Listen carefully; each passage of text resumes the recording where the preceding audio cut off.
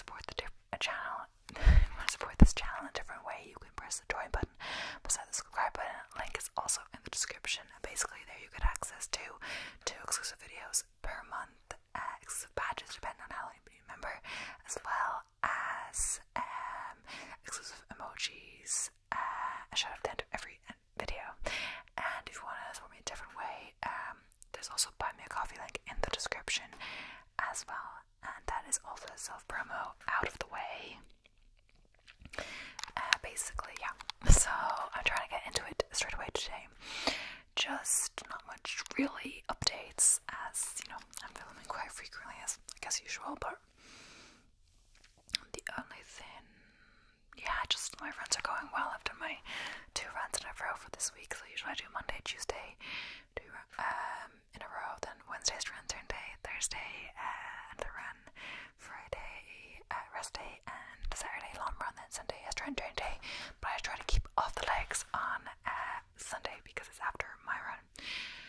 Sunday is a 20 miler. Ooh, not looking forward to that, so I'm gonna take it easy. It's probably gonna take me at least 4 hours for sure. But yeah, hopefully it doesn't go too bad. Today, I'm just gonna jump into today's video. It's not like a true crimey one, but because my new true crime one is taking me quite a long time to plan, and I'm not having as much time, whenever it eats up at the time, the runs, the cooking. I've been doing some meal prep. I think that's been taking me a bit longer, but it's good to have.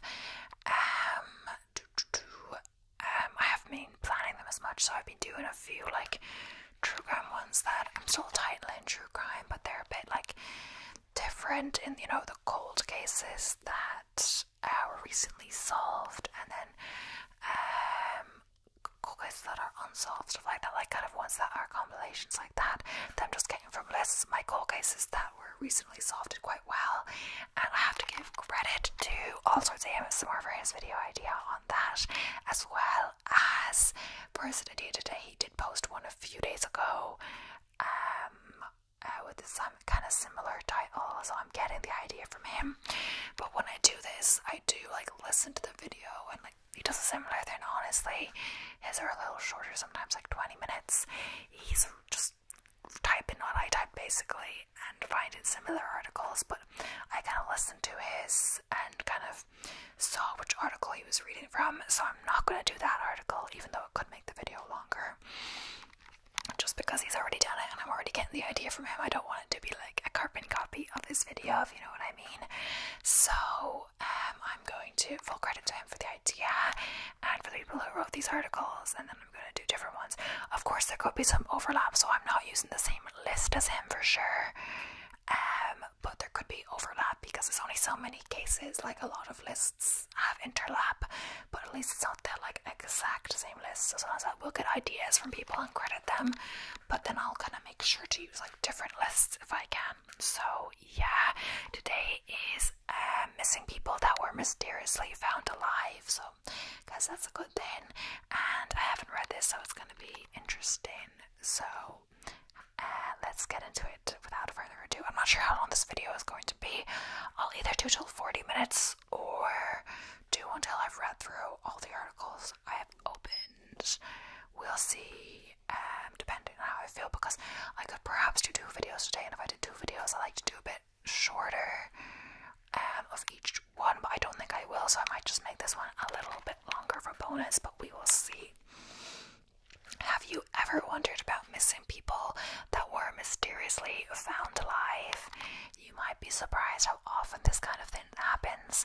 Whenever someone goes missing, it's a tragic and terrifying event.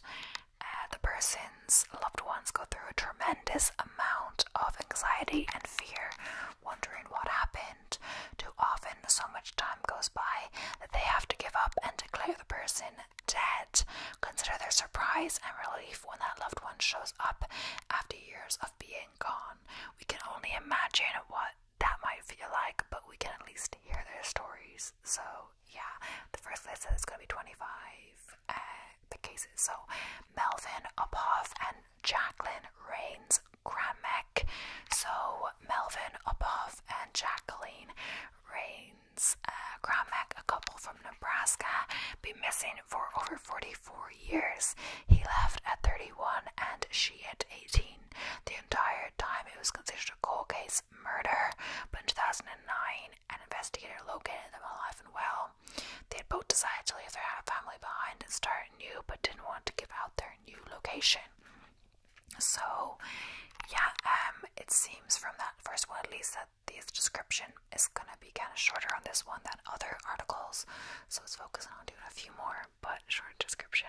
And depending on the list, I think they might have a bit longer description. But yeah, so it's kind of like a quick fire, loads of cases in one video, compared to my other one that I do a lot, a full deep dive into a case.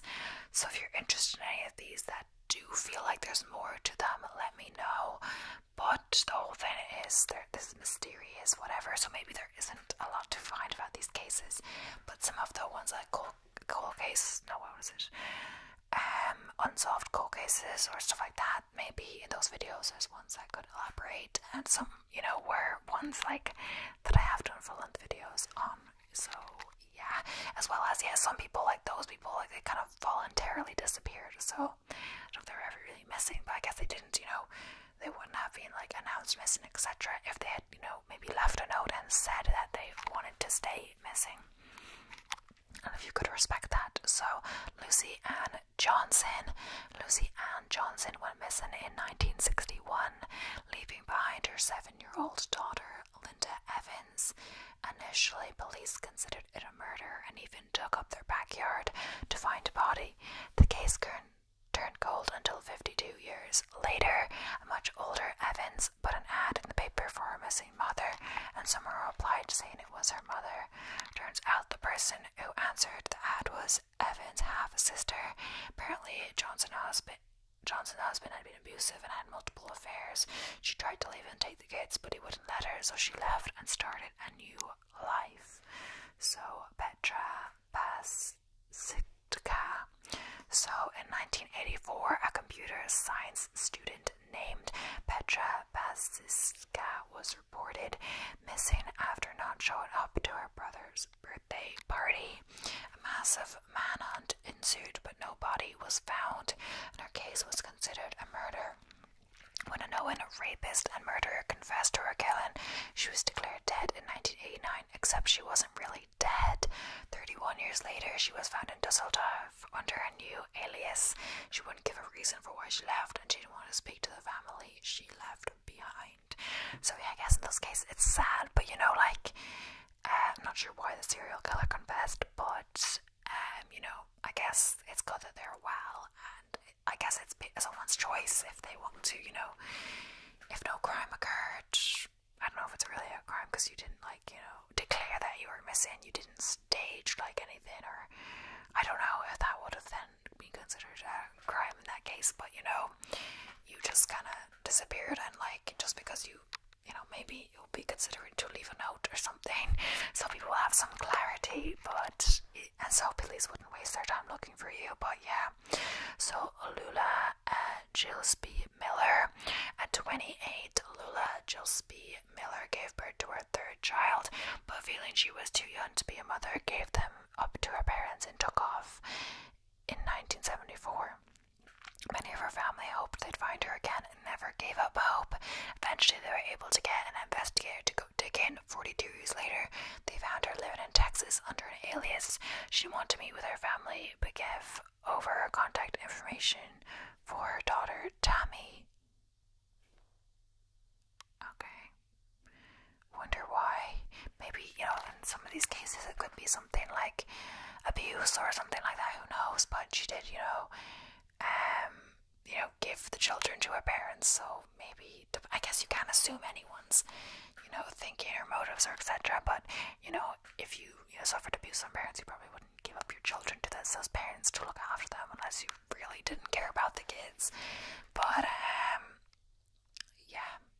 So, Judith Bello, at age 28, Judith Bello, a wife and mother of two, went missing with her car totally abandoned in Stanwood, Washington.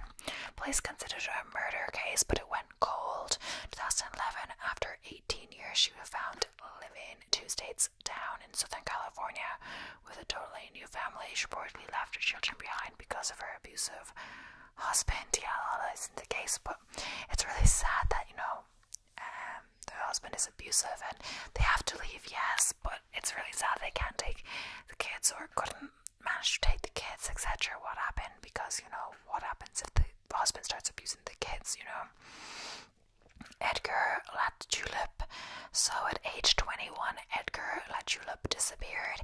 He suffered from mental health issues, including having a mental capacity of a 12-year-old. He wasn't seen again until he remembered who he was and came forward. Now in his early 50s, he hopped on a bus to Niagara Falls and somewhere along the way hurt his head and suffered from amnesia, forgetting who he was. He agreed to a DNA test and came back positively identifying him. So that wasn't even intentional. He actually just forgot who he was.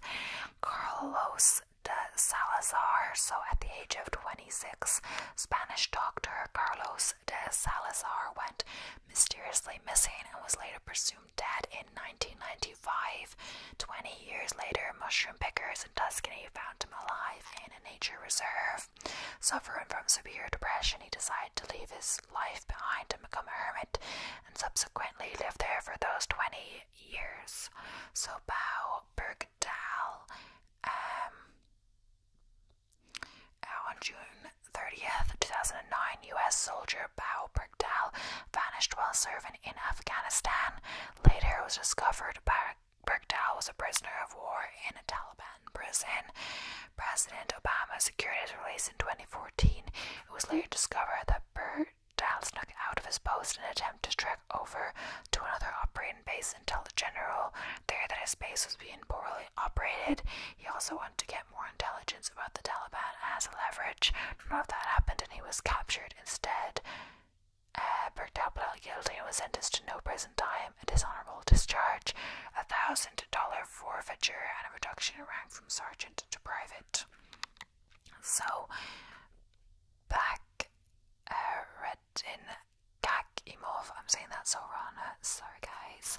So during the Russian-Afghan War in the 1980s, Redin Kakimov fought for the Russians.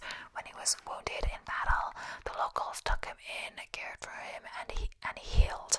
Rather than heading back to his troop, he stayed in the village, got married, and changed his name to Saigai Abdullah. Later, a veteran organization hunted him down, but when they found him, he was 53 and practicing herbal medicine in Herat. Okay. Naiguyen Tifan. In 1992, Naiguyen Tifan was a 16-year-old who came home late one day in Vietnam. As punishment, his mother locked her out of the house instead of sticking around until she opened up the door. Pham went to a karaoke bar with her friends and met a woman named Tan who eventually trafficked them. They were all forced to marry old men aged 70 to 80 in China. She'd been gone for 21 years before she eventually escaped back to Vietnam thanks to the help of a truck driver. Her mother, of course, regretted locking her out of the house. Oh my gosh. Steve Carter. I'm just gonna have a sip of my orange juice. So, Steve Carter, 35, always knew something didn't add up with his childhood. When he heard a woman found out she was snatched as a baby, he did some digging of his own to see if the same happened to him. Turns out he was right. While researching, he saw what a picture of Mark's Panama barn should have looked like at his age, and it was his spitting image. He soon discovered that his mother had kidnapped him as a child and changed his name before she disappeared. Suddenly he became a ward of the state and was later adopted by the Carters. Okay. Savannah Todd. So after a custody battle, Benjamin Harris Todd won custody of his daughter, Savannah Todd, when he claimed his wife was bipolar and abusive. But then Savannah disappeared. Her mother, Dorothy Barnett, kidnapped her, left the country, and settled in Queensland, Australia. Savannah's name was changed to Samantha, and she grew up thinking her stepfather was her real father. Years later, in 2011, her mother drinks. She had kidnapped her daughter, and her friends looked it up and contacted her real father and the authorities in the United States. Shortly after she was arrested in Savannah, learned the truth. Okay, so Timothy Carney. Timothy Carney was last seen on September 28, 2004 by his roommate at their apartment. He told his employer that he'd be late for work, but never showed up. After 7 years of searching, he was found by the Kristen Foundation, an organization that looks for missing people. However, it turns out he didn't want to be found and was under the strict control of a religious organization called Gospel Outreach. His parents were just glad he was safe. So Stephen Stainer, a second grader in 1972, was walking home from school one day and completely vanished. During that time, his parents put up flyers and desperately sought their son, but no one recognized him. They wouldn't see him again for 7 years. He was abducted by Kenneth Parnell, a convicted pedophile, who told Stephen to call him Dad. Stainer was told his parents didn't want him anymore, and even that he'd been adopted. Parnell abused him, beaten him, and given him drugs and alcohol. When Stainer turned 14, and Parnell brought another victim home, a young boy named Timmy White. Stainer had to act. He and White escaped and hitchhiked 40 miles to the nearest police station. He and White were united with their families, but he continued to struggle with what happened. My gosh. Arthur Gerald Jones. So Arthur Gerald Jones, a Chicago trader, up and vanished in 1979, leaving behind his wife and 3 kids. Eventually he was declared dead, but of course we all know that's not the end of the story. 2011 he was found in Las Vegas with a fake name. He'd been fleeing the mob and lived in several parts of the country with different names and fake IDs. Federal authorities found Jones working at Rampart Casino in Las Vegas under the name Joseph or Santelli. So, an unidentified woman on an Icelandic tour went missing, and a search party quickly was underway to find her. She was described as a 160-centimeter Asian who was wearing dark clothing and could speak English well. However, this woman wasn't really missing. She had left the door to change clothes, and when she returned, no one recognized her. She joined the search party of 50 people, all trying to find her. Of course, she eventually found out she was the one they were looking for, and she told the authorities she was safe and sound. Oh my gosh, that's so funny. Oh my gosh, I actually went on a free walking tour in Dublin. I'm not from Dublin, but you usually go when you're abroad, but like I was just there one day on a day trip and I was like by myself, so I was like, you know what, I'll just go on a walking tour. And it's not like this at all, but yeah, as we're talking to this girl and she wanted me to keep taking like her photo, and like I was like taking my time and stuff, and we're taking the photos, and then the tour like walked off. And then like yeah, pretty much, and then we just kind of walked around by ourselves. And we walked around Trinity, and we never saw the tour again. We didn't really know the route, so she wasn't too bothered. We just hung out for a few hours, you know.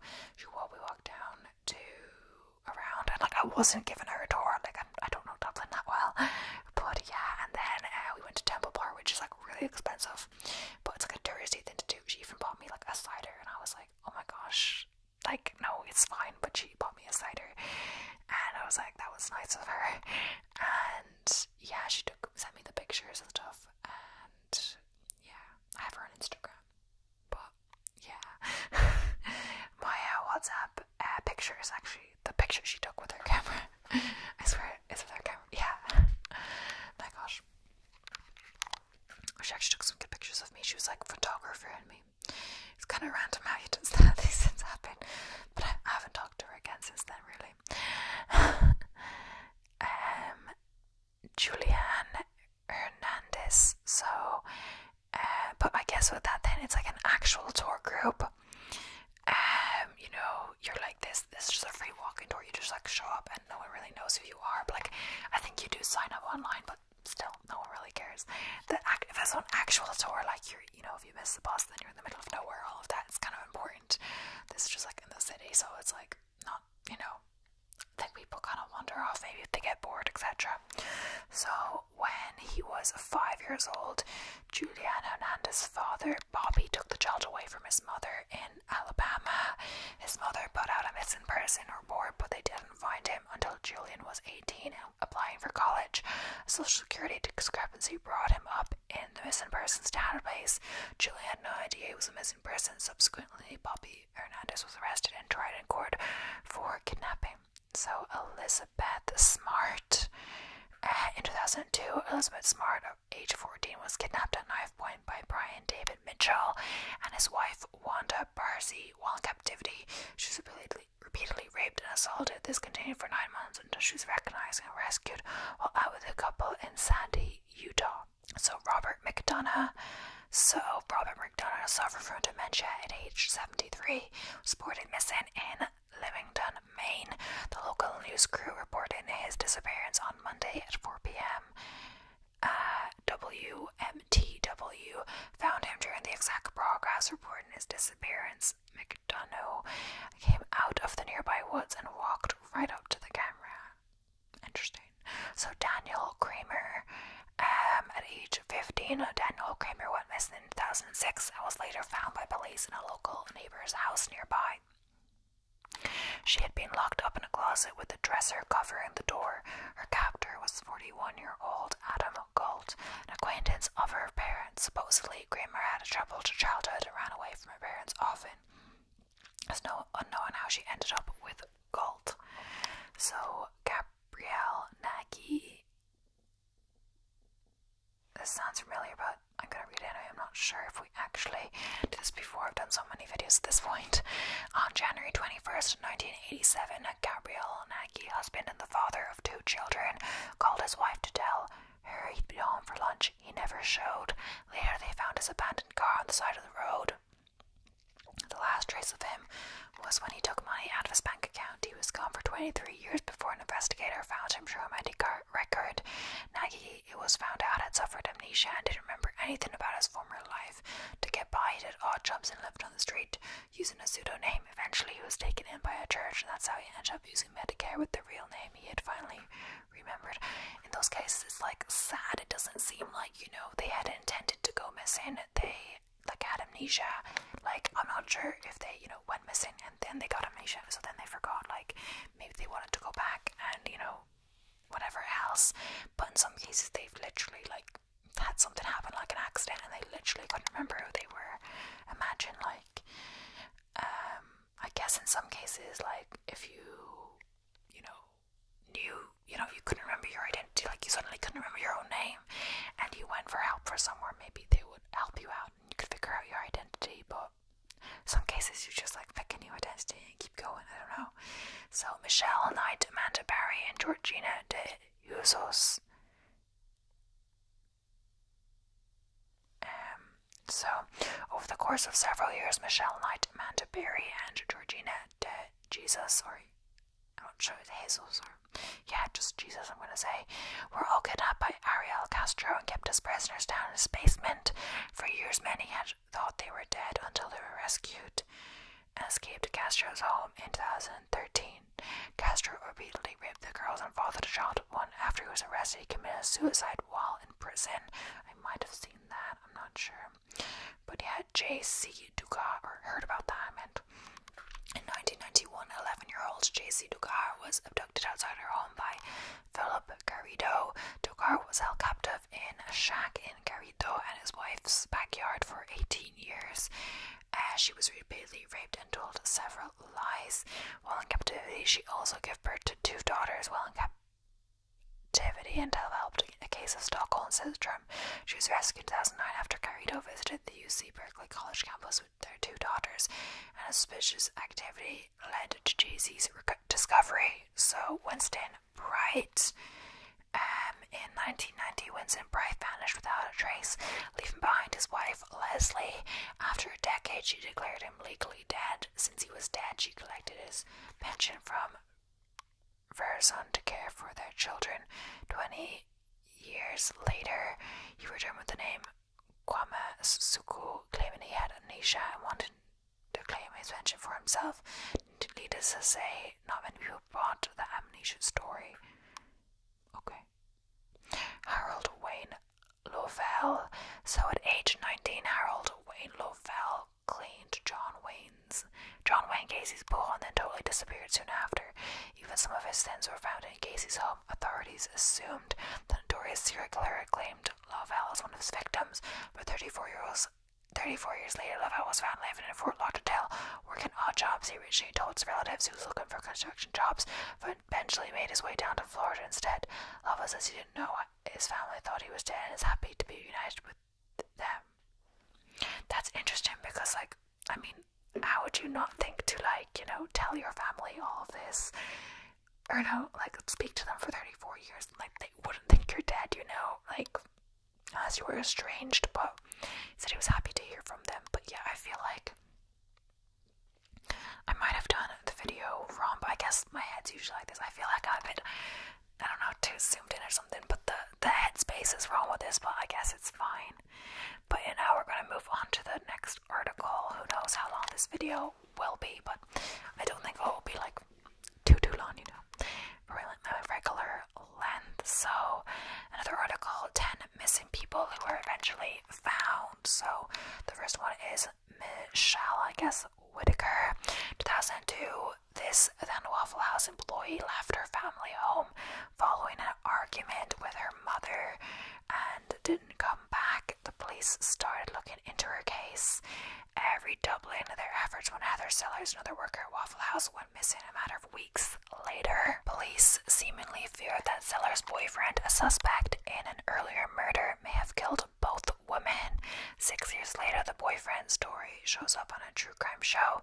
A woman sees the picture of his suspected victim, Whitaker, and recognizes her as a neighbor. Whitaker has simply had enough of her old life and started anew somewhere else, but ultimately reunites with her family. Interesting. Yes, so Denise de Rousseau Bolser.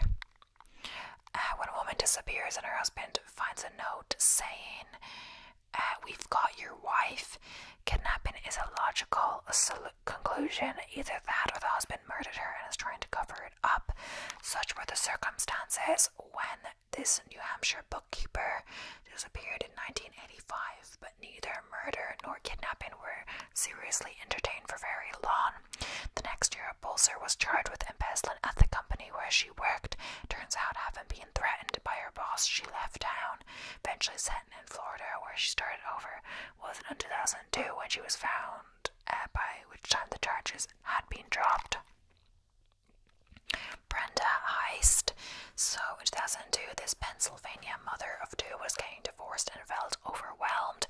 Three strangers offered a sympathetic ear and she disappeared with them, leaving behind her kids and an estranged husband who assumed the worst. Eventually, in 2010, the husband had her declared legally dead and remarried, but 3 years later, Heist showed up, having essentially lived as a vagrant for 11 years.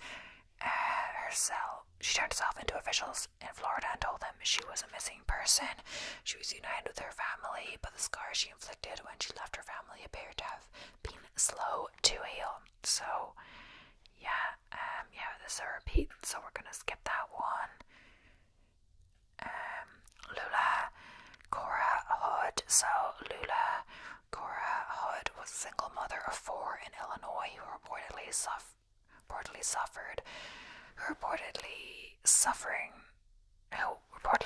let's say, from mental illness, had her sister adopt.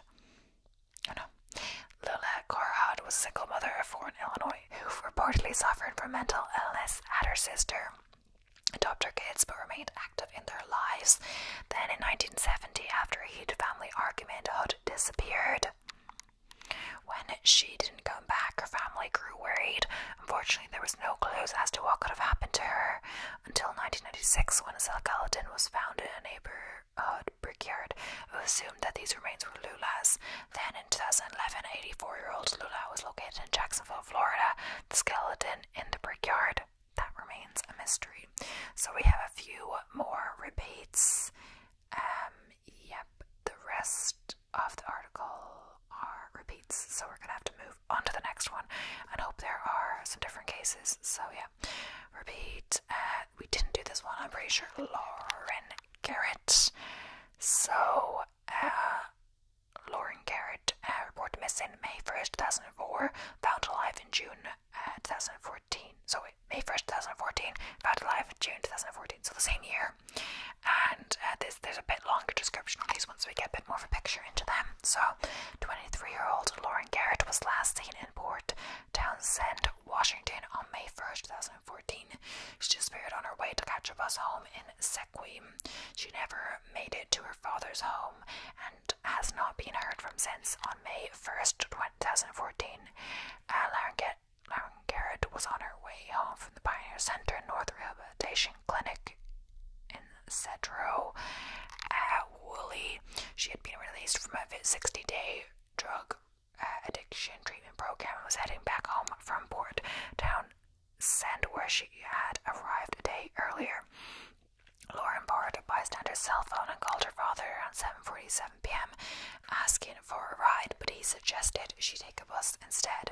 Soon after the call ended, she was seen leaving 2 duffel bags in a wooded area near Hines Place Park and walking across the parking lot to the nearby Port Townsend Safeway.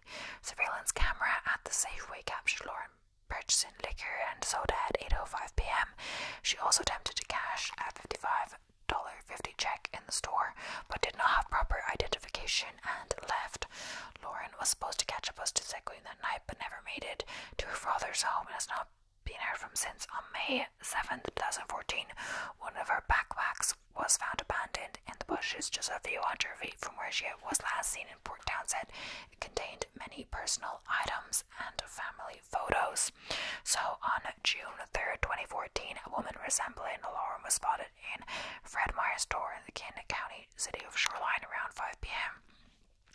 She tried to return merchandise for cash but did not have a receipt, and the ID she used was another woman's. She left the store without the merchandise and did not return.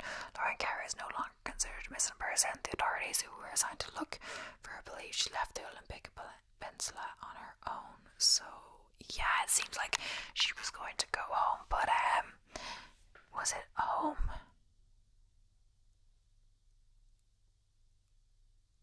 Yeah, I think she was going to go to her father's home, but when he suggested she get a bus instead of picking her up, she went to buy alcohol instead, and she just came back from rehab, so she wasn't the most stable, and it didn't seem like she wanted to stay sober, but yeah. So Denise Balser, I'm pretty sure. No, we have seen this one. There's probably a bit more detail, but yeah, Michelle McMullen, we haven't done this one yet. So reported missing September 28, 2008 and found alive in January 2011. So 27, Michelle McMullen went missing on September 28, 2008. She disappeared after dropping off her 6-year-old son Jaden at a friend's house in Harrisburg, Pennsylvania. After dropping her son off at a friend's house in Harrisburg, Michelle got back in her car to start the 70-hour drive back to Louisiana, where she was a student at Grablin State University. She called her friend at 9 p.m., told her so goodnight, and said that she would call again soon. She never called back and hasn't been heard from since. It says since. I'm pretty sure it means, like, you know, in the story she hadn't been heard from since at that time, but since she has been heard from, or at least because she was found, I guess. Before she disappeared, she and her parents had agreed that they would take care of her son at their home in Harrisburg while she returned to Louisiana to finish her degree. On October 8, 2008, Michelle's car was found on the side of the road off Mahogans Avenue in Hagerstown, Maryland. Investigators found her cell phone, credit cards, money, and purse inside the car. October 9, 2008, the Susquehanna Township Police announced McMullen was wanted on charges that she stole from the Progress Emmanuel Presbyterian Church. According to court documents, nearly $2,400 was discovered missing from the church after McMullen was fired for poor work performance in July. In December of 2008, Harrisburg detectives received a tip that Michelle was working in a hotel in Martinsburg, West Virginia. She was spotted by a family friend and fled before detectives arrived. She'd been working at the hotel under the alias Monique Watson. So, in February 2010, the disappeared episode featuring Michelle McMullen's story aired. In January of 2011, a woman who had watched the disappeared episode called in to report that Michelle was working as a hairdresser in Oakland, California, under the alias Danielle Jones. Police responded after Michelle was positively identified. She was taken back to Harrisburg, Pennsylvania. Michelle McMullen was charged with fraud, theft, and forgery. She stated that the $2,000 was a mistake and that it was used for schooling. A judge ordered her to pay $6,000 in restitution. In July 2011, she was sentenced to time served and probation. I'm grateful that my parents never gave up on me, she wrote in a statement. For police, I was not encouraged to leave Pennsylvania. I was not kidnapped or forced to stay somewhere that I didn't want to be. The choice I made to leave were mine and mine alone. So, Amber Gerwick reported missing April 9, 2011 and found alive on May 5, 2011. So, 33-year-old Amber Gerwick was last seen in Joliet, Illinois on April 9, 2011. She disappeared from her apartment in Black Man Township, Michigan after failing to show up to work for 2 days. On April 9, 2011, Amber's family reported her missing to the Department of Public Safety in Jackson Township. So on April 10, 2011, 2002, a Ford Escape SUV was discovered abandoned in the parking lot of a Dollar Store General in Tunnel Hill, Georgia. Inside the car, police found the car keys, Gerwick's wallet, and other personal items. The car was located about 25 miles from where her parents lived in Calhoun, Georgia, but they told police they were not expecting her.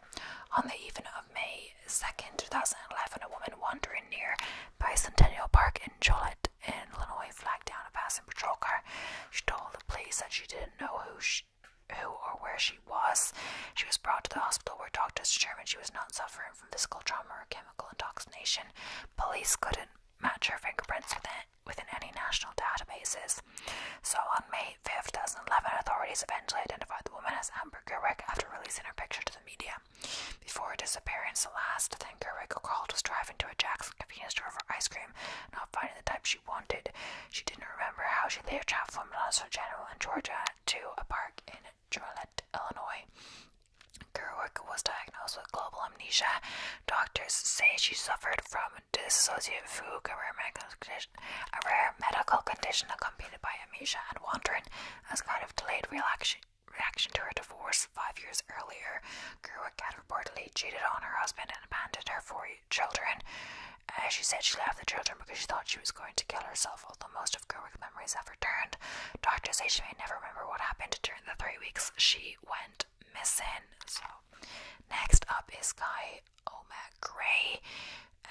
She went missing on December 13, 2007, and she was found alive in 2011. So, a few years later, another case where a missing person was later found alive is that of teen Kyoma Gray, or Kyoma Gray, I'm not sure. 15-year-old Kyoma Gray was last seen in Ventura, California on December 13, 2007. She disappeared after leaving high school with an older man in his car. On the morning of December 13, 2007, Kyoma Gray was dropped by her father and brother at Buena High School in Ventura. When her mother arrived at the school to pick her up at 3 p.m., Gray was nowhere to be found. School officials said she never went to class and that her friends hadn't seen her. So by 5:30 p.m., Gray's family reported her as a missing person to the Ventura Police Department. Investigators found out Tafoya had been released from jail the night before Gray's disappearance. He had served 147 days of a 210-day sentence for an unlawful sex with a minor charge. Tafoya was put on probation for 3 years with the condition that he wasn't to have any contact with Gray or any other minor without a responsible adult present.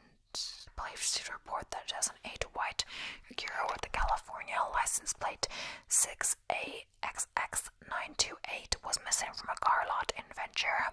Tafoya worked at the car lot as a car washer and was last seen driving that car earlier that morning. On the day of Kyoma Gray's disappearance, a security camera at Buena High School captured a vehicle matching the stolen vehicle's description pulling up at the school. The stolen car license plate number was later screened to pass in the Mexican border around 1:20 p.m. Investigators believe Taifoa took Naomi Gray from our high school that morning, and the pair took off to Mexico in the stolen car. Police began investigating the cases of felony for child stealing, contributed to the delinquency of a minor, car theft, and unlawful fight to avoid prosecution. In 2010, a private investigator hired by the family found the stolen car parked in a compound with flat tires near Acapulco, a resort city in southern Mexico. He also discovered where the pair lived and apparently worked. Taifoa taught snorkeling, and Gray worked as a waitress at a small vacation spot. On September 1st, 2011, Gray's mother received a call from Taifoa asking her to come pick up Gray in Mexico. She asked for a location to no avail. On October 5th, 2011, Gray and Taifoa returned from Mexico to California with U.S. Marshals. Gray and I with her family at the L.A. International Airport. Taifoa was arrested and charged with felony child stealing and felony probation violation. On January 23rd, 2012, Andrew Joshua Taifoa was sentenced to 2 years in prison after pleading guilty to one felony count of concealing a child from her parents in November 2011. 2012 is reported that Kayoma, who married Taifoa while they were in Mexico, had been living with his parents since their return in October 2011. I'm not sure in that case if, like, she wanted to go with him or not. It's a bit unclear from the way it's written, but it could be like, you know, when people know that they can't, you know, be together because of their parents, etc. And, you know, maybe the younger person is being manipulated. Maybe they think they know what they want, etc., but they are minor. But they did choose to go with him. I don't know if he kidnapped her, but I'm not saying he didn't. I just don't know. So next up is Judith Bello.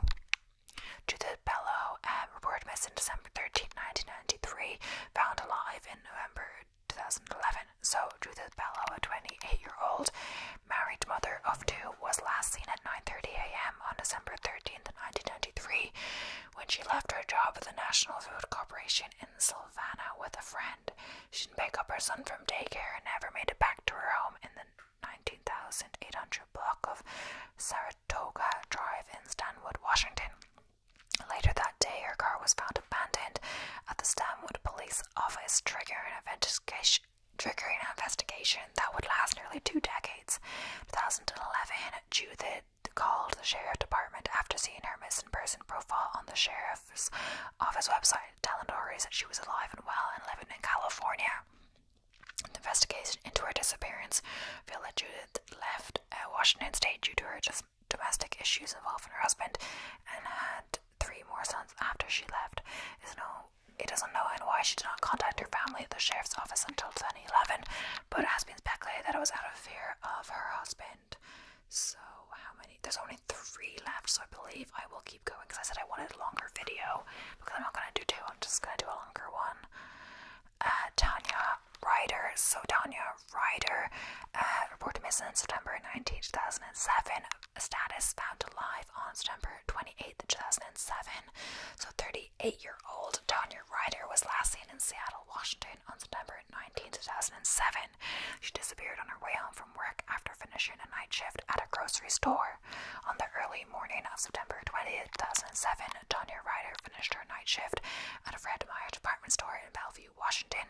She was headed home to catch a few hours of sleep before starting shift at her second job. Surveillance footage shows Ryder leaving the Fred Meyer parking lot and heading onto the motorway. However, she never made it home. She was reported missing by her husband on September 22nd, 2007. Her case was not immediately classified as a missing person because she was an adult and wasn't considered at risk. Her husband remained persistent that she wouldn't run away, and on September 28th, police traced her cell phone to a tower on Highway 169 in Renton, Washington, less than 5 miles from where she disappeared.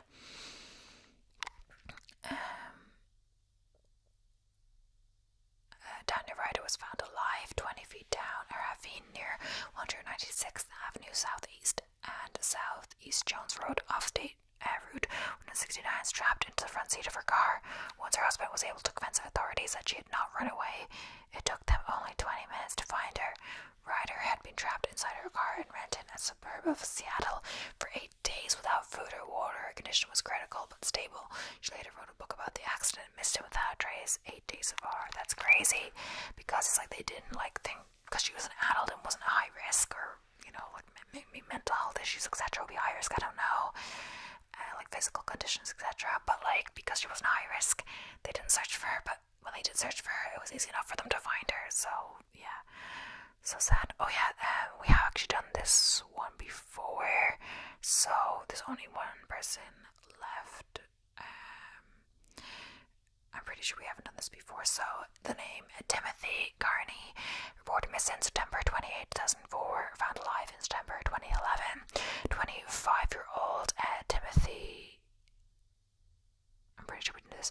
25-year-old Timothy Carney was last seen in Butler, New Jersey on September 28, 2004 by his roommate at their Butler Ridge apartment. He called his employer saying he'd be late for work, but hadn't heard from him since. I think we did actually do this. Oh yeah, we did do this one, sorry. Everything is sound familiar when you go on multiple articles. Doesn't mean they're all going to be different. So yeah, I would also do the ones that was on All Sorts ASMR video, but I think I'll just leave that as his video, because mine is already, you know, I got the idea from him. I don't want to steal his whole video, so yeah. But it's good getting inspo from different people and, you know, credit them. I don't think there's anything bad.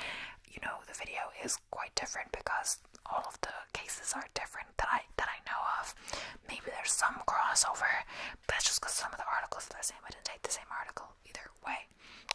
But yeah, I feel like I'm getting hungry and I didn't eat lunch that long ago. I don't know. Maybe not. I don't know. I might have a snack. I made some lovely cookies yesterday, but I don't think they're gonna last that long, especially so my mom has taken one for her and one for her friend over to her friend's place today. So yeah, I don't think they're gonna last long, but either way, they're so yummy though. But either way, and I've already had one today. But either way, anyway, I do all with the running, so you have to feed yourself, have to carb up and etc. But either way, thank you so much for watching. I hope you enjoyed. Anyway, thank you so much for watching. I hope you enjoy.